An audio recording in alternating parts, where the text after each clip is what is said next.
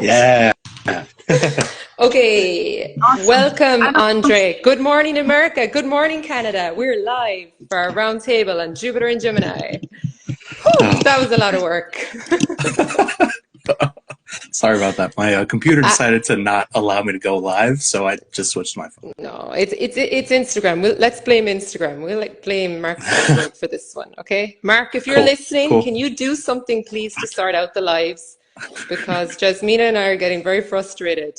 We spend enough time on here. The least you could do is make our Instagram lives a bit more comfortable. So guys, you're all very, very welcome to Jupiter and Gemini, our resurrection of the round table. For those of you that aren't aware, Jupiter is moving into the sign of Gemini for a year at the end of this month. And a lot of people underrate Gemini or underrate Jupiter transits, I should say. But I think it's important to remember that Jupiter is 300 times the size of Earth and it has 63 moons. So to assume that Jupiter is not going to have an effect on us, I have bad news for you guys. Jupiter is going to have a big effect on us. It is the biggest planet in our solar system. So I'm so happy today to be joined by my dear friends, Andre from Hermits Astrology and Jasmina from Jasmina Brozovic Astrology. And guys, I would just ask you to introduce yourselves by your sun, moon and rising as usual and share your dominant element and modality. I'll go first. So I am Sagittarius rising, Cancer sun, Aries moon. I am cardinal fire dominant and I'm delighted to be back here doing roundtable lives with two amazing astrologers. Jasmina, would you like to go next? Yes, thank you for organizing this. Thank you for having me again. I love astrology and chat about astrology, especially with you two. You're amazing and I'm so happy to be here. I'm a Gemini sun and moon, a Virgo rising, very mercurial, and of course I'm a mutable air. That's my dominant. So yes, full of ideas and flying with ideas and communication always. It's wonderful to have an air dominant here with a fire dominant, Jasmina, just together. Who knows what we could create? Some kind of a bonfire, I'm sure. Absolutely. Andre, what about you? Thanks, Chief. Yeah, I am a Virgo sun, Libra moon, Pisces rising, and my dominant modality is mutable water. Amazing. So we've got like the three elements here. All we're missing is, of course, somebody with a lot of earth. But if we had an earth dominant in this live, I don't think this live would have happened at all. We would have just been waiting forever, probably. So maybe three is enough. It was a push to get three people on here. So just to begin, before we chat about, Jupiter in Gemini, very briefly, maybe your key takeaways from Jupiter's transit through Taurus. What did you feel maybe the key themes were, now that we can look back in retrospect? Jasmina, what would you say they were? I definitely think it was about growth of our material world, whatever that material world is for us. So there was a lot of topics about food. There was inflation, the prices of food. So everything was very big, like in a Jupiterian way. But also we had a great opportunity on the positive side to reevaluate our value system, how we budget, how we deal with our money. So there was a lot of maybe spending stuff, but it was a great opportunity to grow something that can have long-term stability. Because Taurus is about slow growth, so it's fertile. So everything we planted, in a sense, in the last year with Jupiter in Taurus, it will show in years to come. You might not see it now, but it will show in the years to come. So I feel that it's going to be long-term stability that it helped us with that, So that was very, very good. I love that, Jasmina. And when I was doing some research for this live, I discovered that McDonald's, the food chain, was launched during a Jupiter in Taurus transit back in 1940, and Cheerios as well, the cereal, was launched during Jupiter in Taurus. So these, I guess you could call them huge, like food corporations or companies. Maybe it was slow growth, but they are huge now.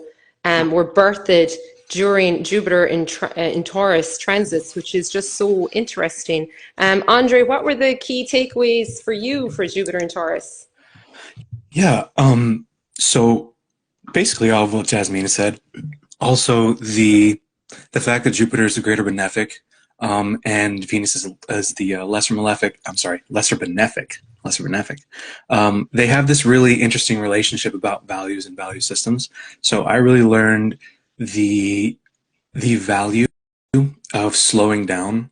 I had a few run-ins with sickness, like more usual than I usually do. So I got kind of forced to be like, wait a minute, hang on, like slow down and realize that, you know, there's presence always everywhere. And I think that's what Taurus wants us to do.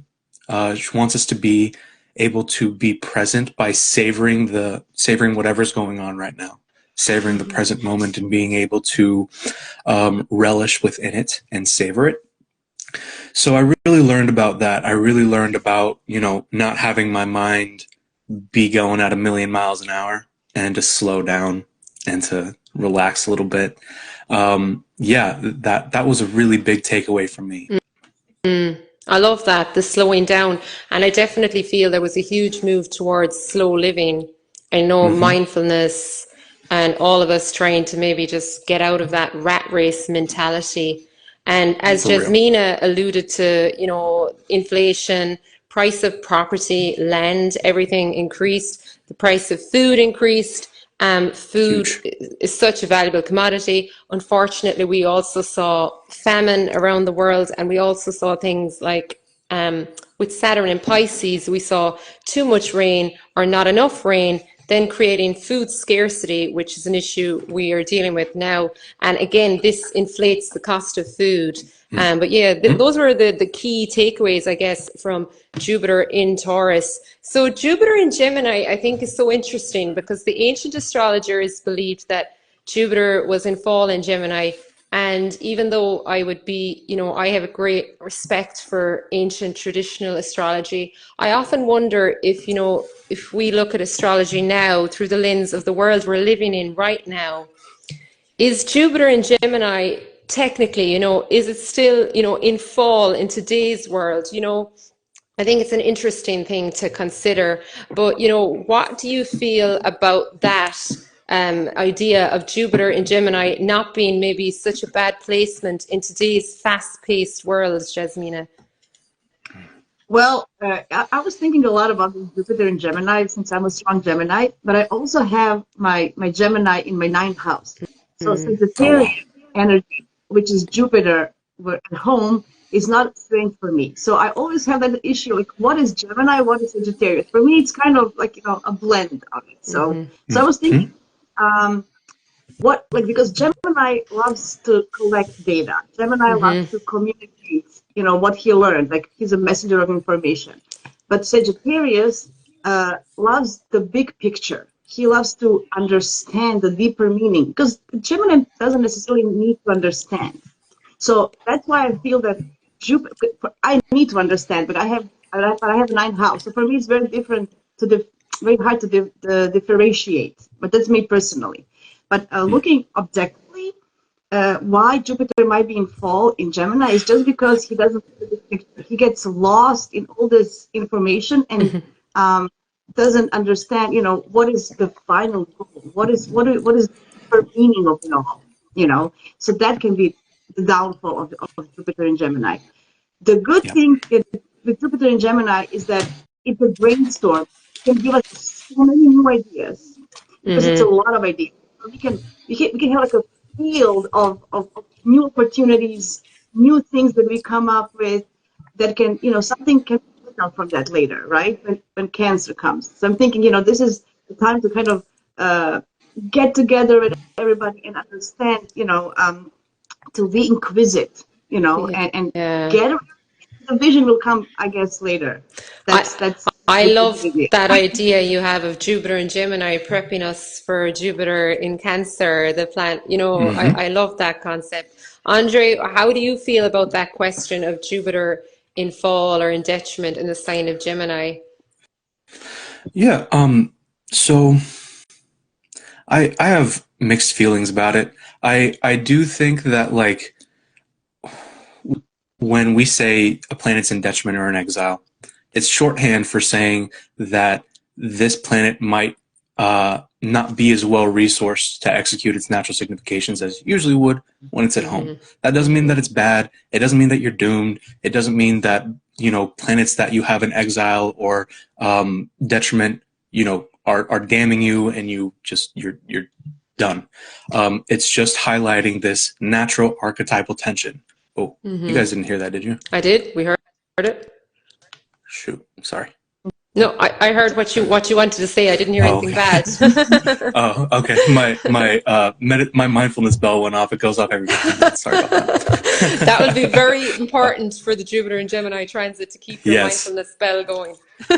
Yeah, but so with this transit, just to look at the natural significations of both just helps us understand why that would be. So Jupiter likes to synthesize and put things together and grant cohesion. Cohesion is a big thing with Jupiter. It likes to weave the tapestry of higher meaning so we can have, like Jasmina said, the grander picture of what we're looking at.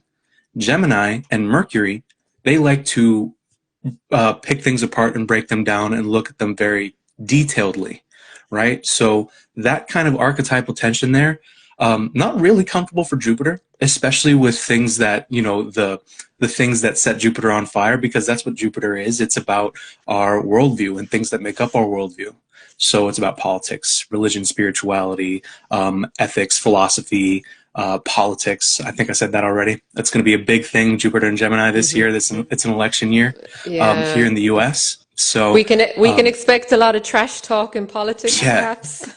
yeah. So just those are things that people usually do not like to have picked apart and broken down. So it causes these, these tensions, but it is so necessary to reevaluate and really investigate, which is what Mercury does, our beliefs, and not be like, oh yeah, I have this set of beliefs that's so perfect and it guides my worldview, and I'm right and everyone else is wrong. When you dip into that dogmatism, that's when Jupiter starts getting a little carried away. So Mercury comes in and is like, hey, are you sure? Because Mercury likes to question naturally. Its favorite word is why. And it wants to figure out why things work the way they do. So just highlighting that archetypal tension there, I think is good to know, but it also helps us philosophize and synthesize our thought process and our method of inquiry and interpretation. And that can be really, it can be a huge blessing, but it just might be a little more backwards or a little like unexpected in some ways, because that's Gemini's nature. That's Mercury's nature. It's a trickster. He likes to kind of go around and play little tricks. Yeah. So, yeah.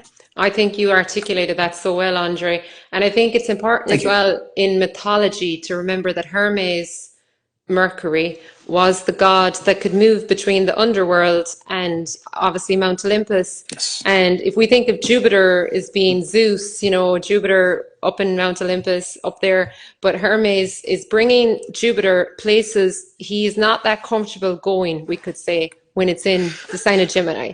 But as you alluded to there, it's showing us, the benefits of being curious. I know, Jasmina, you would agree, like Gemini's gift is curiosity, this insatiable need. And even that Geminis, I always say Geminis are the kings and queens of random useless information. Their brain is like a filing cabinet. They can open it, they can take out something random, useless, unrelated, and they can use it in a debate and shock people. They're like, oh my God, how do you know that? And they might know nothing else about that topic. They know that one random piece. And it's just like such an interesting, I suppose, juxtaposition to Jupiter in Sagittarius. So, or Jupiter, in a sign it's more comfortable in. So I do think there are huge benefits to be accrued from Jupiter being in the sign of Gemini. And I think what really nice is that back and forth movement we can expect between the underworlds and, let's say, the upper worlds, and that there are benefits to kind of approaching the world through the lens that, you know, two opposing views are, they're two sides of the same coin, basically. I think Gemini knows that there are multiple stories, multiple truths, they can all coexist. So I love, I'm excited for Jupiter in Gemini, and I know that a lot of people following are interested in how this is going to affect their birth charts personally. And of course, you know, these are general horoscopes. If you want a, you know, a real true analysis of how Jupiter and Gemini is going to affect your birth chart, please invest in a reading from an astrologer. It doesn't have to be me. If it's not me, it should be Jasmina or Andre. But definitely, you know, especially if you're a mutable sign, that means if you're Gemini, Sagittarius, Pisces, Virgo, I think you are going to be very interested in this Jupiter and Gemini transit, but it's going to affect everyone. So how about we start from the top maybe, and if anybody watching wants to drop their rising sign. I just see that Mark says Jupiter will trine Pluto and Aquarius for a bit of an explosive beginning. Oh wow, yes, that is so true, Mark. You know, looking at Jupiter's ingress, I guess we could talk briefly about that before we begin the rising signs, that when Jupiter enters Gemini, it's important to remember that Venus and the Sun will already be in Gemini. So it's going to be very busy energy the end of May. June is going to be busy socially, and just social media is going to be on fire for sure. Lots of social invitations and buzzy energy. And there is that beautiful trine to Pluto. So huge transformations, perhaps. And as Jasmina, you said at the start, you know, is it going to be the birth of a new social media app? I would absolutely love if it was. Or perhaps maybe they're going to revolutionize an existing app. Is it going to revolutionize the way we communicate? All of that is yet to be known. And we have to remember that Uranus is still in Taurus when Jupiter enters Gemini. So there's still lots of kind of themes around land and resources and food going on, an undertone to all of this energy. So Aries rising, they're going to have Jupiter and Gemini in their third house. Correct me if I'm wrong. So Jasmina, what's your take on this? And Andrea, if you have anything different, maybe you could jump on Jasmina's. We might just take them every second one or something. Jasmina, would you like to go ahead with that one? Yes. Yeah. So for Aries risings with the Gemini in the third house, it's all about expansion of the mind. So, you know, it's about learning new things. It's about learning how to communicate better, or maybe, you know, in a different way. Jupiter is also, you know, as Andrea mentioned, is about our belief system. So this can also reflect, because third house, we always have to look at the opposite axis, because it's like a reflection, right? So how will this expansion of our mind be affected with our belief system, right? Because this is what Jupiter believes in. I feel that for Aries rising, it's a great opportunity to upgrade if they want to learn something new, or if they want to understand the significance of siblings and neighbors. Like, what does that mean in your life? You know, that can expand. You can change your neighborhood in a sense, or it can affect your siblings in a way. So there can be some huge growth within your siblings' families. Maybe your sibling will get a kid. It's like a wider picture of it, right? So it doesn't have to be maybe specifically to them, but number one for Aries would be expanding their minds in any way possible. Use this energy to thrive and to push yourself outside there and learn something new. That would be number one. Beautiful. Yeah, I love that. Andre, have you anything you'd like to add to that? Yeah, Jasmina pretty much covered it. It was very beautifully said. Just going to piggyback on the fact that the third house is about the mind. It's the joy of the moon in Hellenistic astrology, so it's very much so, again, that reinforces the fact that it's connected to the mind, but so much so to the point that it is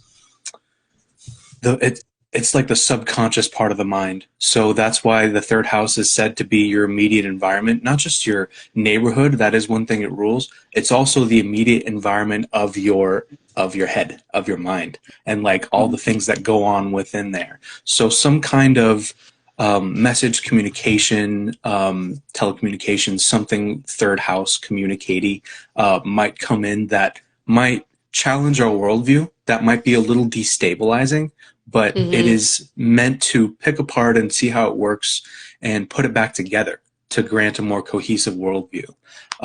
So I just feel like Jupiter and Gemini it's still very magical, but it might just be like the kind of like trickster magic that Gemini likes doing. Is like, oh, you thought this was happening? Oh, now it's happening like this. Ha ha ha ha. So yeah. I imagine as well, Jupiter transiting through the third house, if you're not used to this energy, it could make one quite scattered, you know, difficult to stay on top of communications because there is maybe so much coming in, you know, emails going astray, forgetting to respond to text messages. So, you know, even investing in a diary is something I would recommend when Jupiter enters your third house, because I have this natally and I do find I get overwhelmed with all the different communications and different things coming in, and like having a diary and a planner are really good for anybody that has this, you know, it's kind of a scattered energy and when Jupiter is in the third house. Andre, what would you say for Taurus rising? Jupiter, I mean, is coming into their second house of abundance and self-esteem and self-worth and income. Yeah, that's a big one. Very big one, and it rules the I mean, like, Jupiter is big. It's just going to be very big. It's going to be expansive. It's going to widen the bullseye. I think that's what Jupiter does. Like, you have a target that you're shooting for, right? And Jupiter, with his magnanimity and mercy and compassion, comes in and is like, oh, that might be a little hard to hit from that far away. Here, let's make this bigger for you. And that way you have a more a way to get there to it. But with the second house, so it is about all manner of how we amass income and resources and create skills, whether they be training people on skills or learning new skills ourselves. So that's going to be really interesting for Taurus risings. I can see a lot of you taking the time to build some skills in a Jupiterian way. You might dive into some philosophy or metaphysics or some kind of thing or concept that is foreign to you, whether literally or metaphorically, that helps you be like, oh wow, I can you know, generate resources in this way, or I can build a skill in this way that helps grant higher meaning to my life, or that helps me pursue this purpose of higher meaning that I am wanting to do. I definitely see it as a multiple streams of income transit. If you want to do that, now is the time. Jasmina, is there anything you'd like to add to that? Yeah, I was just thinking, you know, Mercury is also about contracts and trade and selling. So this is the house of money. So think about what can you buy or sell, or you know, redo, remake, and then resell. Or is there some kind of contract that you can have with somebody, and then, you know, in that way get passive income? It's also reflecting the eighth house joint resources. So having a way to get passive income, or like using new skills and talents, as Andrea mentioned. So think about how can you use Mercury, you're getting the right information to help you with your finances, or, you know, stuff like that. Connected. I love that. I also think it could create a tendency to splurging and to maybe overspending or impulse buying. So maybe don't go shopping when you're angry or upset. Taurus rising for the next year, because Taurus does love their luxury. You know, they do love to splurge on luxury items. So Gemini rising, Jasmina, it's only fair that you start us off on this one. I mean, this is a very good, you know, because when you have Jupiter transiting your first house, you always feel more optimistic and more joyful, and more just feeling blessed. But also you're over-impulsive. You might gain more weight. So this is about your body, your first house. So yeah, they say expand the mind or expand the waist when Jupiter is in the first house.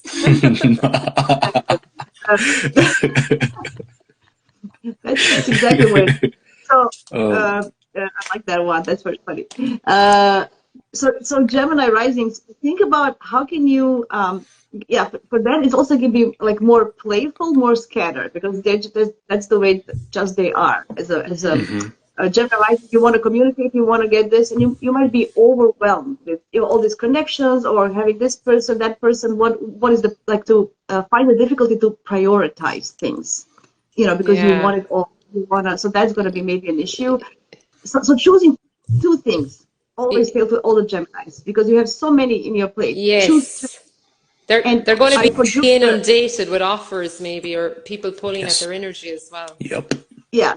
So for Jupiter, I always tell everybody it's quality over quantity. So instead of having anything, choose two that are the best ones for you at the moment. So that's going to be a good thing for you. I love that, Jasmina. And I also think, because the first house rules the physical head, I believe when a planet transits the first house, especially a planet like Jupiter, and if you have an air ascendant, Libra, Gemini, or Aquarius, you're going to have more overthinking. And I just think that these people are after coming out of a Jupiter in the 12th house transit, where they did a lot of like deep, maybe introspective questioning and reflection, and now there could be a lot more buzzy energy in the physical head. So I do think grounding will be very important for Gemini risings this year. If you're a Gemini rising, it might be time to learn to meditate. If you didn't learn to meditate when Jupiter was in your 12th house, I don't know what to say, guys. I mean, come on. It's time to learn to meditate, Gemini risings, because they're going to need to bring it all down, because it's like almost, too much, like information overload is what I feel like when Jupiter comes into your first house and you've got air in the ascendant. Andre, is there anything you'd like to add to that for Gemini rising? Yeah. So the first house is usually our physical body and our psychology, right? So I just see this as being a very internal transit for Gemini risings. I think they are going to come into contact with, like, face to face, with their usual, manner of inquiring into things. They're going to come face to face with a deconstruction of philosophical principles. It can be in any of the areas that I mentioned earlier. It can be politics, religion, philosophy, metaphysics, whatever. But they're going to come face to face with that, like, destabilizing sort of thing that Gemini does, because it's the mutable air sign, so it's flying everywhere, right? And it doesn't destabilize to be rude or anything like that. It is literally just asking questions, but it asks the right questions, and it asks, like, okay, why is this the way it is? I want to figure out how this works, and we can decide if we're just going to be mischievous with it and just break it and then, like, not put it back together. But really, it's to question the status quo. I think this is just in general too with Jupiter and Gemini, questioning the status quo. I just feel like this is going to really come through for a lot of our Gemini rising friends, and they're going to come into contact with that, like, the cause and effect of questioning that status quo, because, like you mentioned earlier, Jupiter is very happy on Mount Olympus, where everything is picturesque and beautiful and shiny, and Gemini is like, Mercury is all over the place, and it brings in that darkness by questioning to the very light, sunny place of Olympus. So that's going to be a big one, and that it might be confusing, it might cause some pandemonium, but again, it's to engender a more positive worldview. So coming into contact with those foreign concepts that might really change things and might invite us to sit down for a second and be like, okay, we need to really think about this, i.e. meditate on it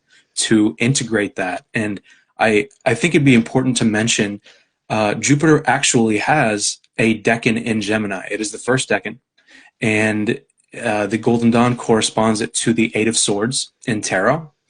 And that is a card with, you see a woman who has her hands, who's kind of bound, but the binds are loose, and she's surrounded by swords, and everything's kind of muddy, and she's blindfolded. So everything just looks generally confusing, but the thing about the swords is that they're spaced in a way that she can walk out of them anytime. And she can just shake her shoulders a little bit and release those bonds. So it is about that overabundance of information coming in that we need to take an objective distance away from and analyze to unmuddy things so we can continue on our journey. Because that's what Jupiter really wants us to do. We're on a quest with Jupiter. So this might just be a bit of a stop, more than usual, on that quest to just really understand what's going on. Yeah, I totally agree. Yeah, 100%. Jupiter, when it transits the first house, you know, there is probably this, oh, it's going to be amazing. But I do think we have to remember that Jupiter is in Gemini here. And as we discussed earlier, it's going to bring people to the underworld as well.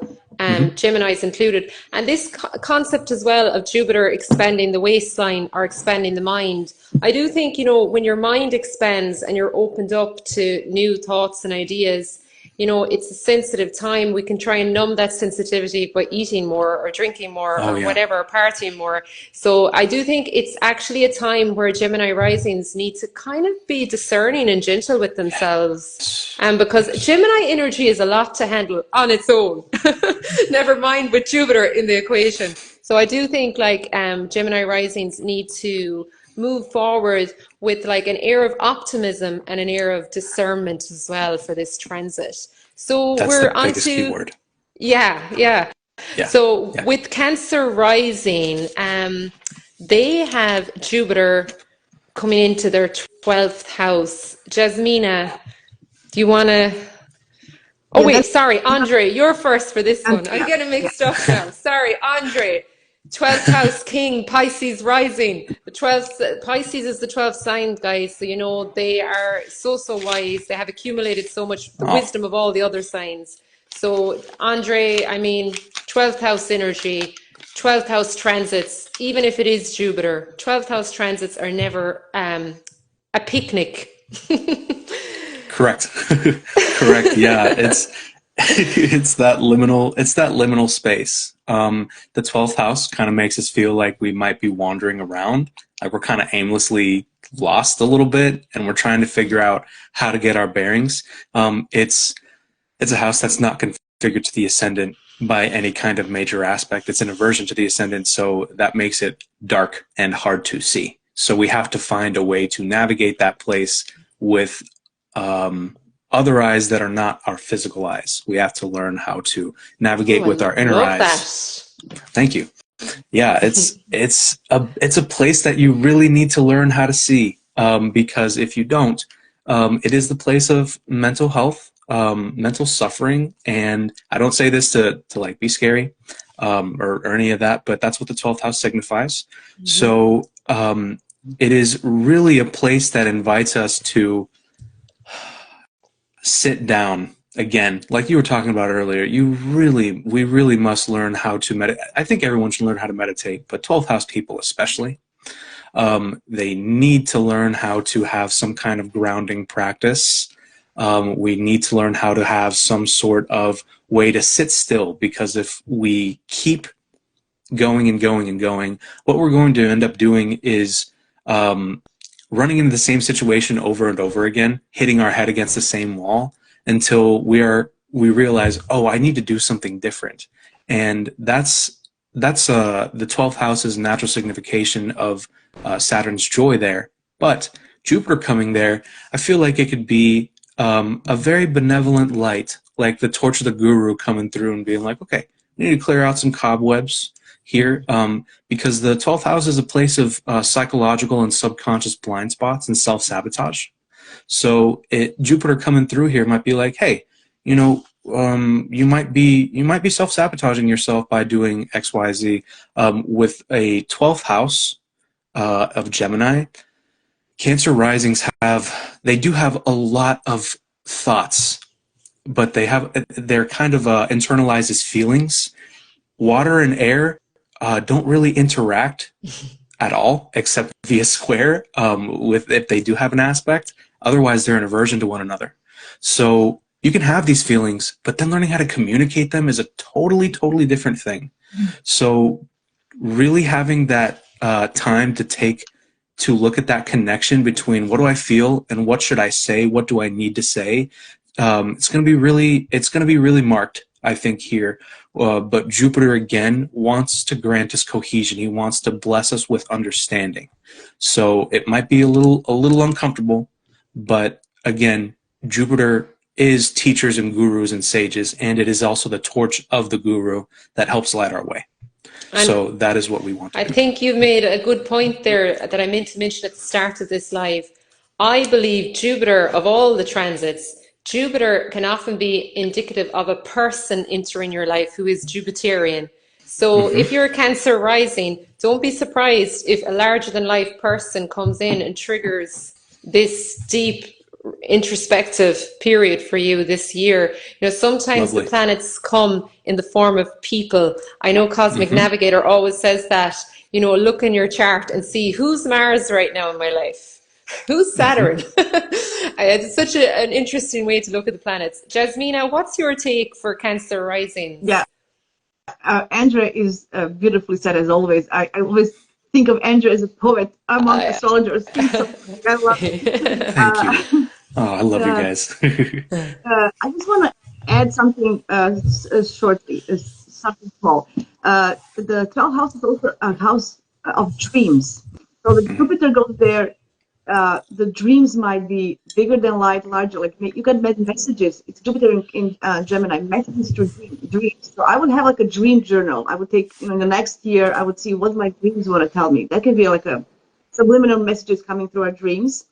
And second thing is connecting with somebody, as Andrea mentioned, the guru, some mentor that can help you deal with all these thoughts you have. So it could be a therapist, the classic one, or anybody else that you feel connected, that you can converse, that you feel comfortable as a Cancer rising. You need to feel comfy with them. You know, they need to connect. And then if you have somebody and as a mentor, that way that you can communicate your thoughts and all these worries or whatever that means, or the dreams, or everything that Andrea mentioned, I think that would be a very beneficial. That's all. That's a lovely idea, Jasmina, even having a dream journal. And I also think Jupiter in the 12th house is really beautiful spiritual protection. So I would say, you know, don't fear this. This is benevolent energy. And as well, I think it'd be a lovely time if someone is open to this, to connecting with your ancestors, things like that, connecting to maybe the unseen, higher powers, and also the whole 12th house serve or suffer. You know, we can suffer through a 12th house transit, or we can be like, you know what, I'm going to go out and do some higher service. I'm going to help people who are less fortunate than me. I'm going to actually do something for the greater good. It could, you know, it could signal a time in your life where you're like, you know, I'm going to get involved in a higher cause. That can often happen, I think, when Jupiter is moving through the 12th house as well. But certainly a time to sit with things and see what comes up. So we have Leo rising, Jasmina, the fire sign Leo rising. They're going to have Jupiter in their 11th house. Yes, this is absolutely gorgeous placement for me. I love the 11th house. It's actually where Jupiter is at home in a sense, right? This is like, right, you can tell me in tradition Jupiter being in the 11th house. So it's a very good to definitely try to find your tribe. Somebody you feel some group or community that you feel that you can be yourself, express yourself, because you're Leo rising. You need to feel that you need to express your creativity. So somebody who will acknowledge that and realize that what you need to do, or maybe just volunteering as a leader, or start your own group, and you can be your true leader as you are. So think about that. It could be, you know, and I'm trying to be very practical here. Yeah, and I think you've made a really good point there. Even if you are someone with social media content and you're a Leo rising, this is a really productive, fruitful time for content creation or sharing ideas online or communicating. Yes. And I also think some Leo risings, you know, at least that I've read for, Leo risings are such attractive, warm energy. You know, they need to be seen, they need to be heard. Yet so many Leo risings have some kind of, you know, reticence about putting themselves out there, some insecurities about being seen, or they might play it small. So Jupiter in the 11th house, Jasmina, as you've alluded to, that could help them kind of come out of themselves more and like embrace the fullness of their personality and be, you know, be their true, authentic Leo self. Because sometimes when Leos are their full self, they're accused of being, you know, proud or proud or egoic, or, you know, whereas, you know, people actually don't realize, well, that's just Leo energy. You know, they're meant to boast and brag, you know, this is the way we roll. They are very generous and heartful. So if Exactly. in the right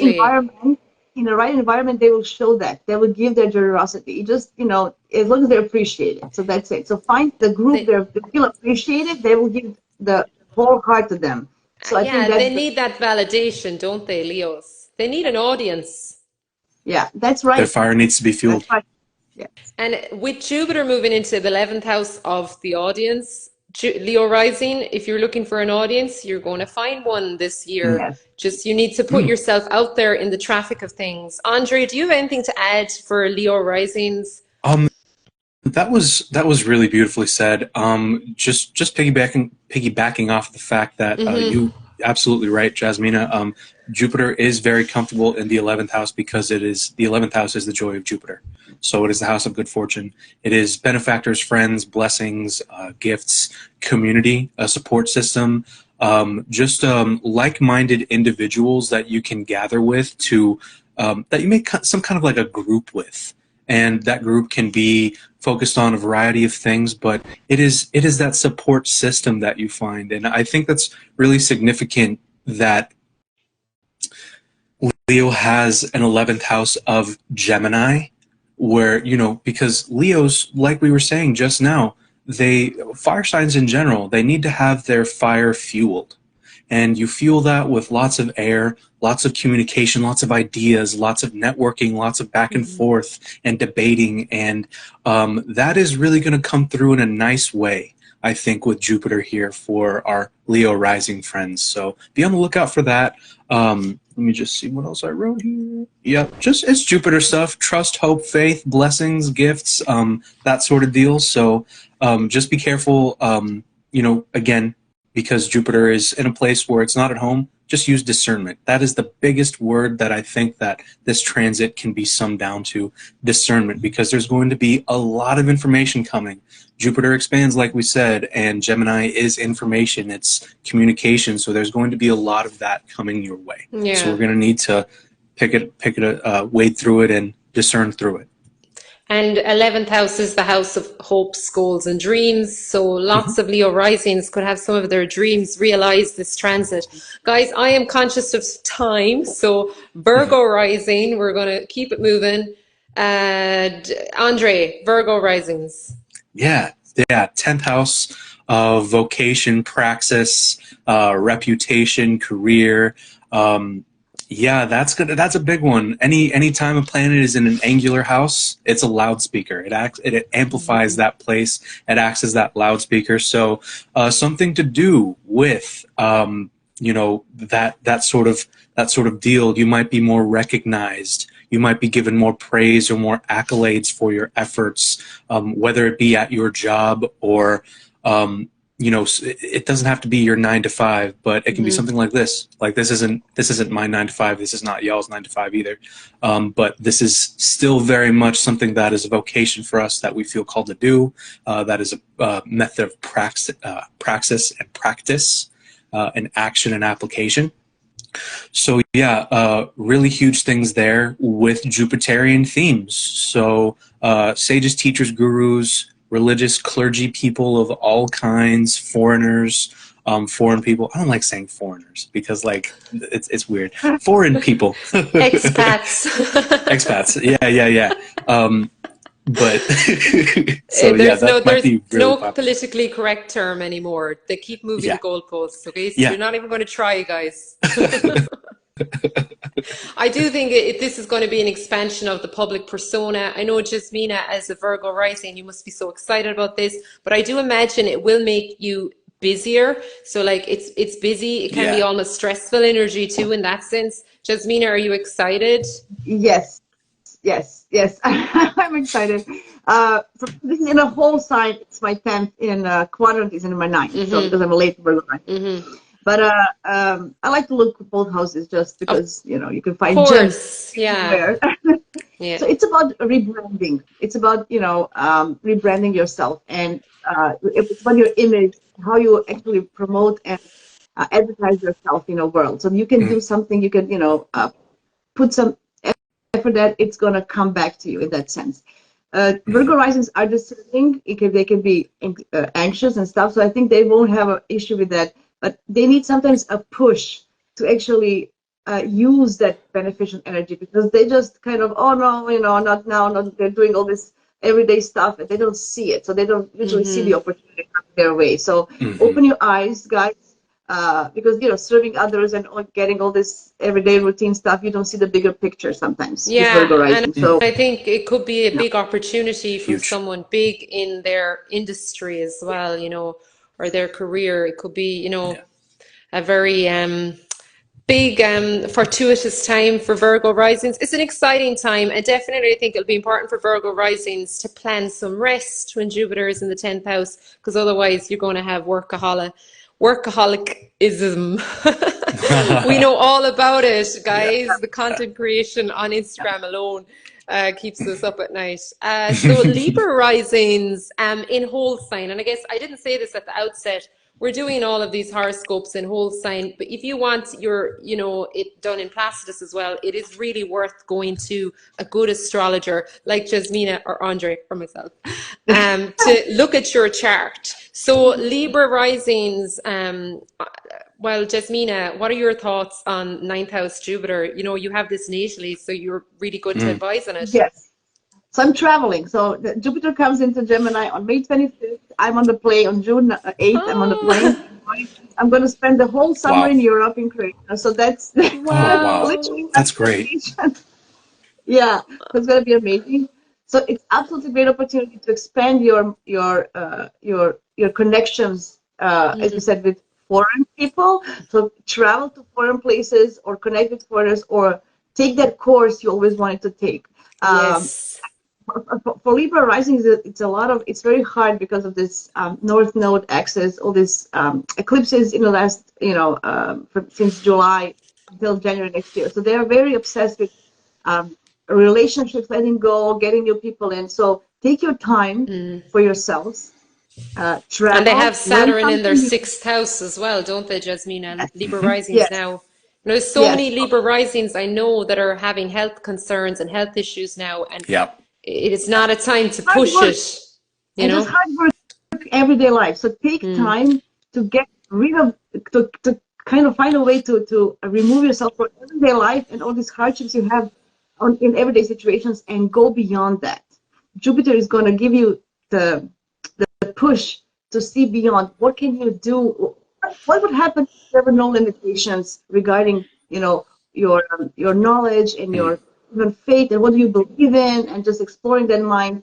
So going from daily routine to something bigger, I think that's a big push with Jupiter. It's going to give you that. I love that. Guys, I'm going to keep it moving just because I'm conscious of time. I'm going to keep pushing on. So we have Scorpio rising next. Andre, that would be in the 8th house. Your thoughts? Yeah, so the 8th house, again, is a place that's not configured to the ascendant, so it is hard to see. You have to learn how to see in that place with eyes that are not your physical eyes. So it is a place that is very much so about the inner life, about the subconscious, about psychology, about the more taboo, sort of uncomfortable things that people don't really want to go near. It's about entanglements and contracts and enmeshments, what we give and what we are owed, the reciprocity and like the really visceral parts of reciprocity that bind us to one another. So that is going to be a big one. Again, the water signs and air signs are in that aversion square dance thing, right? And here we have the aversion again. So finding, I say this as a water rising who has 3 planets in their air sign 8th house.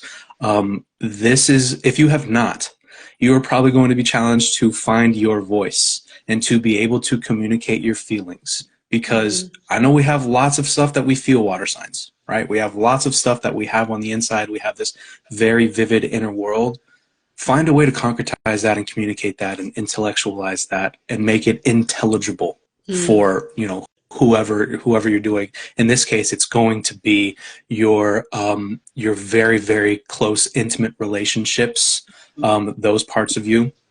Those partnerships, it's the, as Jasmina mentioned earlier, it is the resources of others. It is the resources of the partner, because it is the second house from the seventh. The seventh naturally rules partnerships and friendships and blah, blah, blah. So that's going to be a big one. So we're going to be, the eighth house is a place of anxieties and fears. Jupiter here will make us feel a little more safe, a little more secure. He'll light our way with mercy and love and compassion and be like, hey, I know this is kind of hard and scary to look at, but we got to do it, or else we're just going to keep perpetuating these subconscious patterns. Yeah, and I feel the eighth house is really a house of merging with other people and that intimacy of merging with others. And it's a vulnerable place. And Jupiter coming in here, if there are Scorpio risings that have some fears or hang-ups about being seen, or, you know, because Scorpios are guarded, you know, being seen, your authentic self. It's like a Jupiterian person or a Jupiterian situation is going to come in and just blow all of those fears out of the water, or bring them all up for you, you know, your fears around intimacy or being seen or merging. And also, like, it probably is a really beautiful time to journal, or if you're someone who is open to going to therapy, this is a lovely time to do it, Scorpio risings. There's going to be opportunities, because stuff is going to be, you know, stuff is going to come up for you when Jupiter is going through your eighth house. I just gonna that is just something. yeah, Jasmina. One sentence, because then we don't have time. My Gemini wait is gonna say, guys, more sex, more money from government. Hang on now, this is a family show, Jasmina. It's true. We have to, no taboos. You know, we're all thinking it. We were all thinking it. You're going to make me blush, Jasmina. You know I'm a recovering Roman Catholic. Please, Andre too. I know. I come from a Catholic country. Well, anyway, I just need to say it. So. No, Jasmina, it is so true. Look, I'm glad someone talked about the elephant in the room. Scorpio rising, if you've been going through a dry spell, just know that it's not going to last much longer. Give people hope. That's my ninth house stellium. Give people, okay. I know, I'm just thinking about all of the Scorpio rising astrologers. That's hilarious. We know a lot. And yeah, you know, you might have met someone around the Jupiter-Uranus conjunction in Taurus in your seventh house. Well, your eighth house is going to be lit up this summer, guys. Okay, we're going to move swiftly along. Sagittarius rising. Oh, finally. So this is going to be falling in the seventh house for Sagittarius rising. I've lost track of where I am, but Jasmina, I think this is your one. Yes, I'm going to quickly go. I know that it's a beautiful opportunity for new partnerships, a lot of new connections with other people. Gemini loves to connect, right? Loves to relate to others. This is in your house of relating, of communicating, of networking, partnerships, business partnerships. Every kind, you know. If you're single, this is excellent opportunity for you not to be single anymore after this year. You might even have more offers than one, and you can choose which is the more quality one, right? So think about that quality. It's also, you know, Sagittarius loves Jupiter, right? So it's about, you know, even doing something with you, if you're in a stable, doing something with your partner that can expand your mind, go travel together, or do something together, have a hobby together that, you know, do something that can, you can explore, you know, your higher mind together. So that will be just shortly. Yeah, it's going to be a nice time for Sagittarius risings, those who are partnered and those who aren't partnered. Lots of new connections and, you know, fun times with your partner. And as you say, you know, multiple opportunities to date more than one person. So maybe don't settle, Sag risings. Capricorn rising, Andre, it's falling in their sixth house. I mean, as a Sag rising, I am not going to lie, I'm looking forward to Jupiter leaving my sixth house. I have never worked so hard So Yep. have you any words of consolation to give Capricorn risings? No, that's exactly what I was going to say. I love, a lot of people say the sixth house is physical health and things like that. It is. It is also the place of the great work, and it is just work in general. It is the joy of Mars. So it's very much about go, go, go. Let's get this done. Let's start. And it the sixth house has a habit of feeling like toil instead of like meaningful work. It's just a slog. Like you're going and you're doing the thing over and over and over again until you get results. You do, but it's kind of like a battle because it is the joy of Mars. So I see this as some kind of initiation of some kind of great work that is going to last for a long time, and or it could be a marker in this great work that you've been doing, Capricorn risings, and maybe hopefully a little bit of respite, but again, Jupiter expands and makes more of. So there's going to be some work. Take care of your physical health. You might be asked to do that in not harmful ways, but just you might be made aware of like, oh, I'm getting older. I'm not 20 anymore.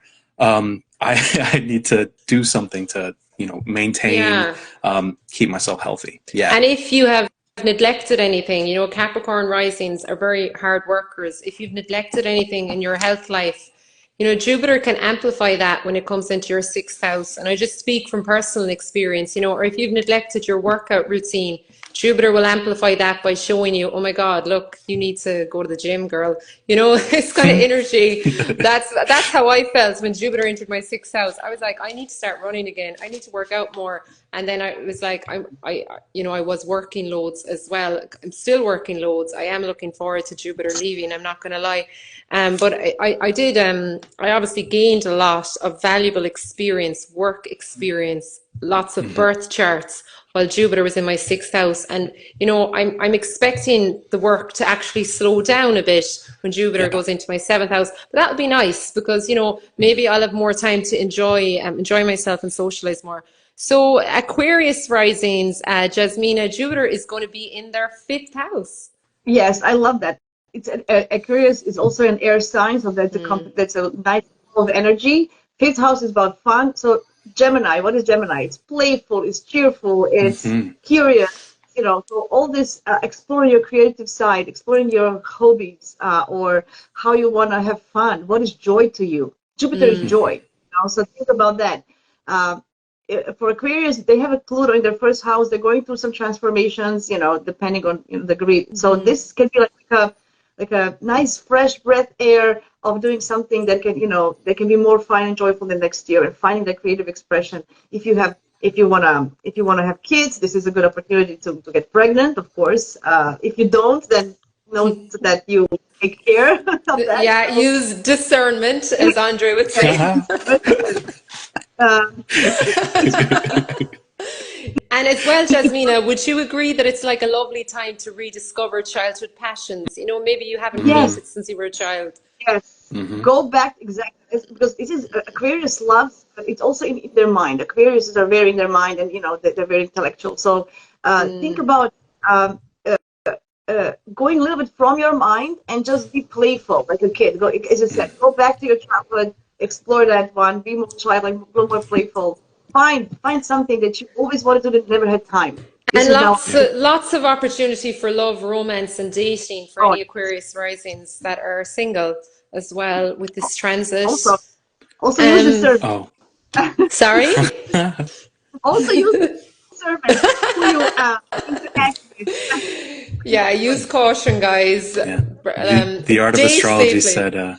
The Art of Astrology asked a valid question. The fifth house is a sexy house also. It is. Yeah. It is. Yeah, but I do think that Scorpio rising kind of trumps Aquarius rising in the sex factors this year. It's about flirting. The art of flirting. Aquarius can be very intellectual and detached. Yes. Get out of your mind and flirt and just do something, Yes. I know maybe it's not in their nature, but try. Loosen up. Exactly. Pisces rising. Andre, how beautiful it is naturally fallen to you. In the fourth house, am I right? Yes. Yep. Fourth house of parents, home, family, the foundations, the early childhood experiences that formed our subconscious. That's super great. It's gonna be fun. But Jupiter is again, he wants to help. So yeah, some things going on with parents, specifically fathers. I know that there might be a bone of contention there. I see the fourth house as fathers. It works out that way. Some people see it as mothers. It is really just the parents. I just like to say it's the parents. So some kind of loudspeaker on the parents of the family, of people that raised you, that had a hand in creating that foundational soil of your subconscious, which things grow from. The private life, as opposed to the 10th house of public reputation and notoriety. Some kind of invitation to get back to privacy a little bit. I'm still going to be putting out content, y'all, I promise. Like, don't worry about that. But it's just a necessity to get back to the roots, to look at where you came from in a philosophical light and be like, wow, look how far I've come. There's been a lot that's gone on, but man, I can really appreciate and be content with where I'm at now. So that's my thought on that. If you guys have thoughts on that, I'd love to hear them. Yeah, reconnecting with your ancestors. I often see an expansion of the home, like the physical home, like you put on a little kitchen extension or something, or, the family expands, there's a new member of the family, someone joins the family, that can happen. But I do see the fourth house being so close to the IC angle as, your innermost self. So it's quite an introspective transit in that sense that, your inner beliefs and inner values are kind of coming up for expansion and review, maybe. Jasmina, what are your thoughts on that Jupiter fourth house transit? Yeah, you covered it all, guys. I just want to mention one thing. Think about how can you, it's going to be, Jupiter is going to help them with nurturing, how they nurture themselves, how they feel nurtured. So Jupiter is going to give them a little bit of feeling good about that. In that sense. Nice. That's all I'm going to add. And you covered it all. Yeah, and Cosmic Navigator mentioned that the fourth house can be an indicator of sleep as well, which I hadn't considered before. So it might be that, Pisces risings might need a bit more rest. There could be a lot of kind of fruitful energy from resting more. And I think you alluded to that anyway, Andre, when you said about Jupiter and Taurus slowing you down a bit, It's interesting. Yep. Yes. Guys, it has been, how Jupiterian has this been? Oh my God. We have been talking for well over an hour, which is actually quite good for me. Normally I've had lives gone on 2 hours. So, I am impressed that I kept it to this time frame. I absolutely loved chatting all things Jupiter. I just love your insights. Both of you have given me so much food for thought on Jupiter and Gemini. And I think there was a lovely balance between, Mount Olympus and Hades, so to speak, positive and negative things that we're going to have when Jupiter ingresses into the sign of Gemini. It's certainly going to be exciting. And on the world stage, Andre, I know there's like huge energy in America this summer, this fall, as you say, stateside. So we are going to be watching it with anticipation, this Jupiter and Gemini transit. I'm sure, if nothing else, we're going to learn so much about the nature of Jupiter and Gemini alone, just from watching the mundane astrology. Before I wrap things up, I'd love to hear if you guys have any particular offers you want to promote or anything you're running at the moment on your website. And Jasmina, how about you? First of all, thank you for having me. It was lovely always to talk to you guys. I always learn something new. I love it. You can find, I'm available for readings. You can find me on my website, Jasmina Brozovic Astrology.com. Subscribe to my YouTube. I'm going to do all my lives, all my recordings there. And also, if you go to my website and subscribe to my newsletter, I'm going to have a free gift, a free guide coming up soon, around end of the month. So be sure to subscribe. That's all. Oh, that is lovely, Jasmina. We look forward to that. Andre, what about you?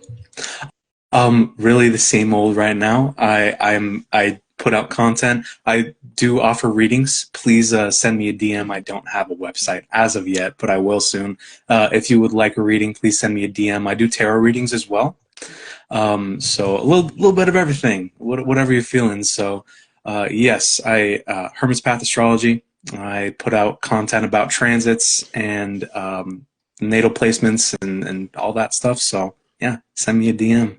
Definitely, guys, check out Jasmina and Andre. I mean, for myself, I'm promoting my shadow sign reading at the moment. It's a much shorter format to what I am used to doing. I'm used to doing very long form readings, but with Jupiter moving into Gemini, I definitely want to get into the energy of, you know, making the content bite-sized, manageable, and just my workload as well a bit more manageable. So I'm pushing the shorter readings because there's a lot to be gained from, you know, small little bite-sized amounts rather than sitting down and listening to a 2-hour reading. So if anybody is looking for, you know, some insight on their shadow sign or even just a short form reading with some advice, my Astro Express and my shadow sign readings are 2 accessibly priced readings that I am marketing the living daylights out of for Jupiter in Gemini. I apologize to everyone in advance that has to endure my very intense marketing for the next month, but you know, that's the Mars retrograde in Capricorn. It has to be done. That's guys great. it's been lovely to have you all. It's so nice to chat again and to do this round table. I absolutely loved it, and I think the format of 3 is nice too, you know, really lovely. Thanks to all our viewers who joined us. All that's left for us to say is that astrology is complicated, but if you follow us, it doesn't have to be. Bye, everyone, and talk to you soon. Bye. Hugs and kisses. Bye-bye. Bye.